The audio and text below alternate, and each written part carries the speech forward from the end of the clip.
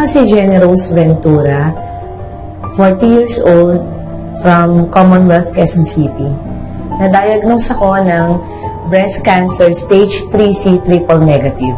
Nalaman ni Doc Len na ang advice ng oncologist is magkikimo ako, kinontinue pa niya yung program niya, yung pag-inom ko ng Theobroma Superfood at Theobroma C para daw prepare yung katawan ko kapag nag-chemotherapy na ako. As of now, okay ako ngayon.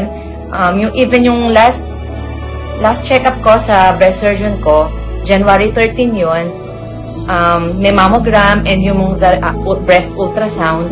Sinabi naman niya na walang nakikitang pagtubo pa uli ng mga bukol.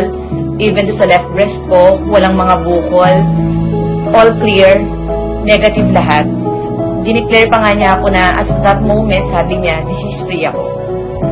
Your journey to being cancer-free is truly an inspiration to all of us. Tapos, nag-stop po ako ng chemo, nag-decide kami ng husband ko and family kasi po hindi ko na po kaya, hindi na po kaya ng katawan ko yung chemotherapy po.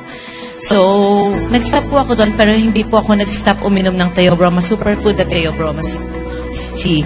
Naging maintenance ko na po yun hanggang makarecover po yung katawan ko. Until po lumakas ako at nito pong taon na to, January po, kasi may maintenance po ako sa surgeon ko every 4 months po yun. We're so proud of your strength and happy that F2 and Theobroma Superfood could help you through this journey. Magandang hapon, ako si Jenny Rose Ventura, 42 years old from Quezon City. Ako po yung na-diagnose ng breast cancer stage 3C triple negative noong 2021. May check up po ako every 4 months. And as of now po, from my third year po, nasistripping po ako ngayon.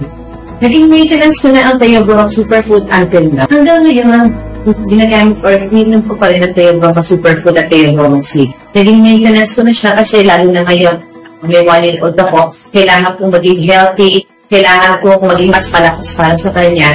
So talagang Theobroma Superfood ay nakatulungan malaki sa akin, lalo na sa immunity ko. Kailangan yung immune system ko laging malakas. Ito rin kasi lumalaban para yung cancer ko hindi na bumalik. Ito na po ako ngayon, malakas, masigla, bumalik na sa normal.